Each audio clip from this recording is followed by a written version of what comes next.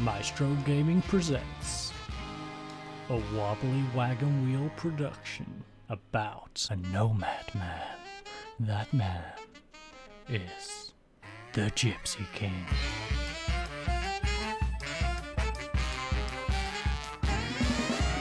Okay, ladies and gents, welcome back to another Maestro Game production, and as you can see, we are jumping straight into the action against UPenn, or as I like to call them, the U-Bend. And, well, they are going for a 4-2-3-1 against our classic 4-1-2-2-1, otherwise known as the Flying V. And, well, in goal we have Gallon, we have Vucevic at left-back, Corfries and Pieri in central defence, Swavers on the right-hand side, Kupasic in defensive mid, in front of him, controlling midfield, of course, is Bizamani and Belt, Anderson, Bell, then Cleberson on the left-hand side, Fernandez on the right, and Milcevic up front. Now, our bench consists of Perard, Duchetz, Ozcan, Post, Zanelli, Zerif, and, of course, Holmberg. But, without further ado, let's go talk to our assistant, Deck. Yes, I pronounced the K yet again.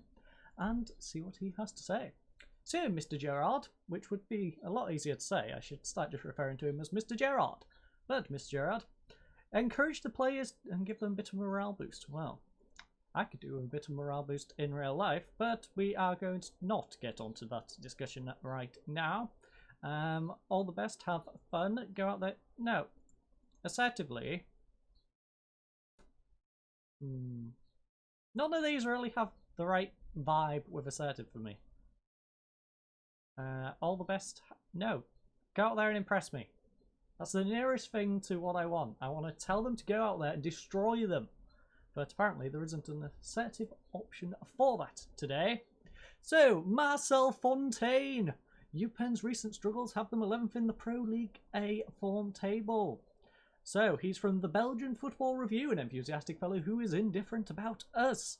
So, it's definitely an opportunity for, yeah, we're capable of it. Let's go do it. Let's go destroy them! Destroy them. As you can see, Muskron and Wargem have a very interesting game. The bottom two teams in the league are currently facing off. Now, not sure how I want that one to go. If Wargem lose, I suppose it does almost guarantee them cemented in that spot. But if both of them draw, it does mean we gain points on both with a win. So, I guess a draw is probably the most ideal, but who cares? We are over on the right-hand side with Fernandez. Can Fernandez whip in a nice cross? No, he plays it back to Belt, back to Fernandez. Will he whip in a cross now? No. Yes. He does, eventually, but Milcevic can't keep his header down. And unfortunately, that is a wasted opportunity. The Wolf, though, with the goal kick, kicks up to Vucevic, who heads it down for Milcevic. Now over to Anderson. He has Vucevic if he needs. Doesn't need him, though. He goes alone, and it's a save by the Wolf. Anderson, unfortunately, though, on the rebound, cannot follow up and just runs it out of play. Come on, lads. Do a little bit more with this possession. Bizamani, over to Belt now. We are dominating the possession, and we are all over them. We need to do something with it, though. Kupasic, now over to Vucevic, who has plenty of space. Plays the ball across. Fernandez can't get onto it. Banda kicks it away, but only as far as Kupasic. Now Belt, back to Kupasic, back to Belt once more. Over to Anderson. Can he whip in a cross, or will he play it back to Vucevic? No, he's dispossessed. And that is the end of the highlight. All of that talking and nothing came of it. Not very nice, Sports Interactive, making me do all that commentary for nothing. But we are going to demand more. We are coming to the closing minutes, so come on lads, a little bit more. As you can see, they are in touching distance. If we can manage to pick up a result here, we can get up to 28, they'll be on 29, and they'll of course only be a point away. But it is currently 0-0, and we've had 9 shots to their 6, 5 on target to their absolute 0, 0 fouls to their 3, 0 yellow cards, 0 yellow cards, 53% possession to 47. Now, our best performer is Belt. He's had a belter with a 7 rating and a 43 passes completed. For them is Al-Dasari with 94% passes completion ratio and a 6.9. Now, struggling to perform is Fernandez. He scored 6.4, no reason for it. Ganaka with 6.4 and 5 mistakes. So, you know what we're going to do? We are going to have double free kick takers. So, assertively, I'm far from pleased. Pick it up, lads. Especially you, Fernandez, because you are going off the pitch for Verif. We are also debating Zanelli on for Anderson, but you know what? No. YOLO. We're going for the big double wing substitution. We haven't managed to do it before. Now, this is the first time we get to use it, so let's utilise it. Gallon now plays it over to Pieri. Pieri running the ball up. It's now with Schwavers. Schwavers over to Belt. Belt, can he do anything with this possession other than play it back to Kubasic? No. It's now with Schwavers, though, on the right-hand side. Tries the ball over to Milcevic. Can he get a shot off? Ooh, he's at an awkward angle. Plays it back to Verif. Verif gets cross in. Unfortunately cleared away. Schwavers collects it, though. Kubasic now to Belt. Belt holding up the ball nicely. Back to Kubasic. Kubasic to Bizamani. Bizamani, lovely cross over to Schwavers. Schwavers, can he get anything with this? Whips it in, and it's a goal for Milcevic. Stefan Milcevic with his 8th goal of the season, assisted by Jacques Schwavers. I don't know why I gave him that accent, but Schwavers with the assist. Let's have another look at that one. Schwavers given way too much space and time. Whips it into Milcevic. If it went past him, would have landed on Zanelli. So, all good in the hood, ladies and gents. We have managed to get off to a good start. Unfortunately, though, Belt is looking really tired. So I'm probably going to take him off around the 72nd minute. I have to leave him on for a little bit just because we've used 2 of our subs. And I don't want to go down to 10 men too early if we get an injury. So, yeah, that should be long enough. It's quite the juggling act between not wanting to take him off too early and also not wanting... Ooh, Post, how are you as a playmaker? That's the question. Deep lying playmaker. You know what? He's a solid playmaker. Post, you can come on and be our playmaker. For the remaining minutes of today's game, that'll allow Belt to go stick his feet up, have a bit of a rest. As you can see, he's put in a solid 7.2. Milcevic, though, with that goal, has eased in front of him with a 7.3 rating, and we seem to be going to a comfortable 1-0 victory. Yes, yes, indeed.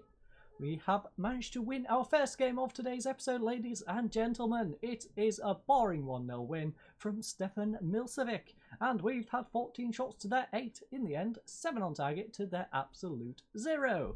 2 fouls to 8, 0 yellow cards, 1 yellow card, 59% possession to 41. Now, our best performer was Schwavers. He got a 7.8 and 1 assist. And Arnold for them with a 6.8 and 95% passing completion ratio. Now, struggling to perform was Fernandez. He got 6.4, and Endogola for them with a 6.1. Few different milestones, not going to go into those. Player of the match, of course, going to Schwavers. So, Dirk, I can't think of anything particular to address after that. I mean, it wasn't the best, but it wasn't the worst result, I guess.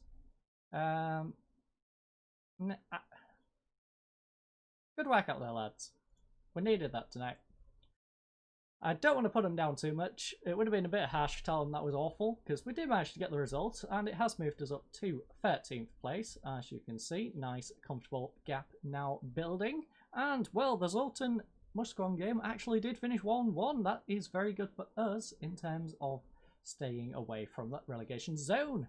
But it is, of course, time to head on over to our second game of today, which is Antwerp. So, off up to third in the league, Antwerp, of course, at the Basul Stadium? Yeah, we're going with Basul. It's the Basul Stadium. So I will see you fine folks over at the Basul Stadium in just a second.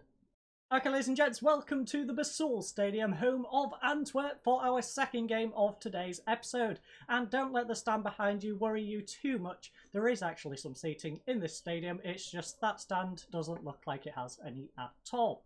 Now, as I will turn over to the right-hand side, there is also a big covering one of the stands, so that's probably going to be out of commission. But as you can see behind me and behind the dugout is some seating. So without further ado, I'm going to head on over to the dugout and let's get on with today's game. Okay, ladies and gents, it is time to kick off our second game of today's episode, and as you can see, Antwerp are looking rather positive as they are going for a 4-3-3, and well, they even have a cop up front, so hopefully a few of our players won't get arrested. But our team for today is pretty much unchanged. We have brought in Verif on the left-hand side of midfield. As you know, Anderson, Bendler and Cleverson has been struggling a little bit as of late. So he has swapped with Verif. That means Verif has gone over to the left-hand side. I could have put Verif on the right, Fernandez on the left, Fernandez has been playing really well on the right-hand side. Didn't want him dropping back to his old form of going on the left, so Verif is going out that side. So, without further ado, let's go talk to Mr. Gerard, or Dirk, which is a little more tricky to say, even though it's much shorter. But he thinks we should encourage the players and give them a bit of a morale boost. Again, I could really do with a bit of a morale boost myself, but that is neither here nor there. Assertively, I know we're underdogs. I mean, we are. Do we have a... We don't have a revenge team talk, which is a little weird considering we're versing Antwerp. But we've got nothing to lose. Yeah, show everyone what you're capable of. We've got nothing to lose. Let's just go out there, play our own game, and see what we get as a result. But Leon Hermans of the Belgian Football Post, an experienced but friendly enough fellow who is indifferent about us. Your team are among the possession leaders in the Pro League A, whilst Antwerp are not. If they park the bus, are you prepared for the task of breaking them down? Yes, we're ready. I think we've got enough about us to gain an... yeah. We're ready, we know what we're up against, and we're confident we can win. Because otherwise there's no point in going out onto the pitch. So, Buta comes into this match having provided some impressive midfield displays. And he's got 7.38 average rating over the last 5 games, 1 goal in 28. He's a fine player, we have fine players too though. Our team is rather good for a team that's down in 13th. And what is the point difference? I'm curious now. We are on 29, and as you can see, this league is very similar until you get up to here, where they're up on 46. So, yeah, 46 compared to our 29. A little bit of a gap, but yeah. It's not insurmountable to beat them, but it's definitely against the odds, that is for sure. Van Roy gets it into play from the throwing though. It's now with Castille, now with Desart. Desart, lovely ball over the top. Can we block this? Gallon went the complete opposite way, didn't even attempt to dive for it, and we have conceded. Gallon, that was rather pathetic. Let's have another look at how pathetic Gallon was here yet again.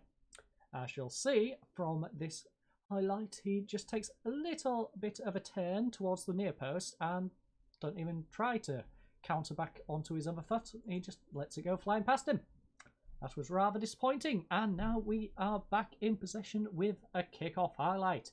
Pieri plays it out to Corfries. Corfries, nice ball over the top, intercepted though. It's now with Pep, now with Yatabara.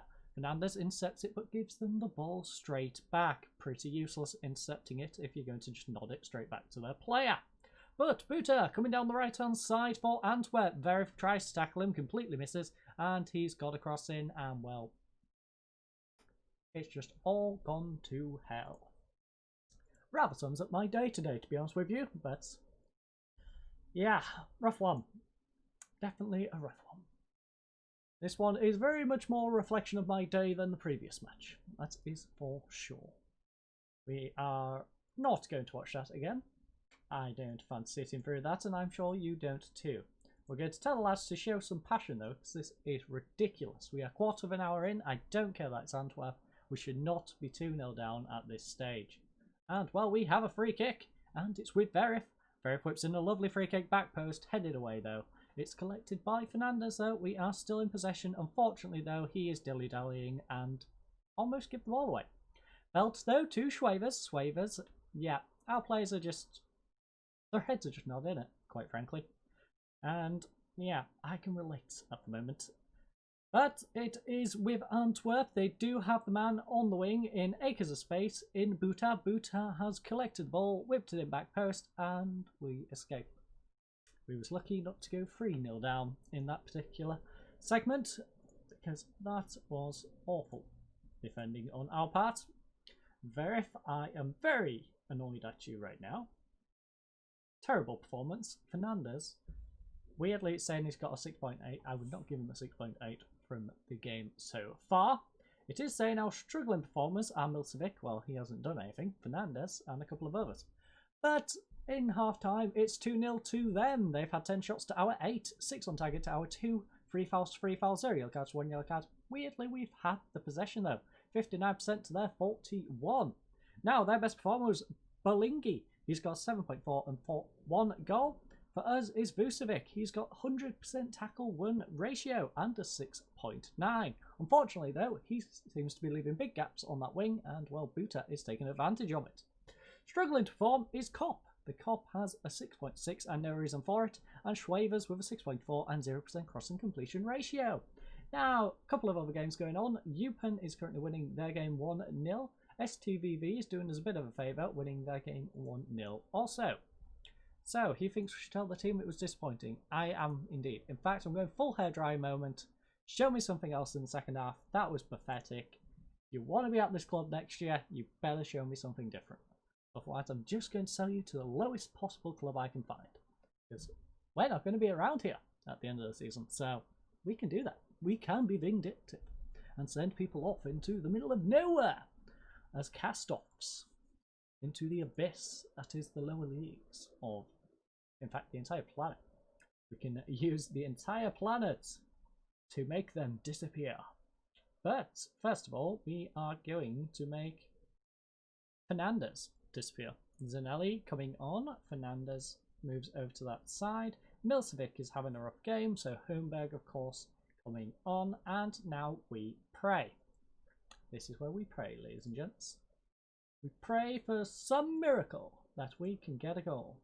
In fact, that we can get 2 goals. Show some passion. All out attack. Just need to go for it now, lads. We can't be worrying about goal difference. Although, as you can see, our goal difference, we do need to pay some attention to it. But right now, we just want to try and pull something back from this game. And we are not. So maybe we do just sit on avoiding damaging our goal difference too much.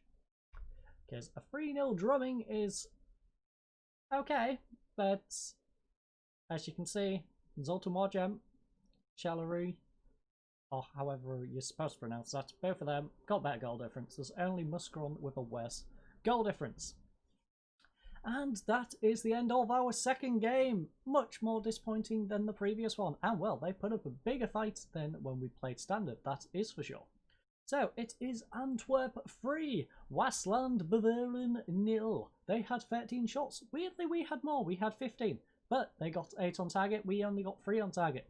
6 fouls to our 6 fouls. 1 yellow card to 2 yellow cards. 38% possession to our 62. We had the possession, we just didn't use it. Now, the best performers was Bolingi for them with a brace and a 9.1 as a result. For us was Belt, he had 8 key passes and a 7.7. Struggling to perform is Kopp, he got a 6.7 and no reason for it, and Fernandez with a 6.3 and also no reason for it. A few different milestones, not going to go through them, but of course, as usual, feel free to pause if you are interested. Player of the match went to Jonathan Bolingi, and well deserved. He got a brace, he had a solid performance. Unfortunately, no one on our team had a solid performance, so I am going to tell them I'm far from pleased with what I saw. That was terrible, and hopefully we can pick it up in the next episode. Now, the question is, how many games are in the next episode? So, I guess we go triple header, because we are not mathematically clear. Even if they lose that, they can get up to 30 points. So, we are going to do a triple header for the final one. Not sure what order this is going to be in, because that middle game actually did get changed in terms of its date. I don't know if it's updated on here, but I remember getting a message telling me that match is being shuffled around because I think they played Ghent, I want to say. It's either Ghent or Genk, and yes, don't quote me on which one. Now I think about it, I think it's Genk. Anyways, that's enough rambling from me. I hope you enjoyed today's episode. I hope you all have a lovely night, and I hope you have a lovely week ahead of you next week. But that is all from me today, so have a good night and goodbye.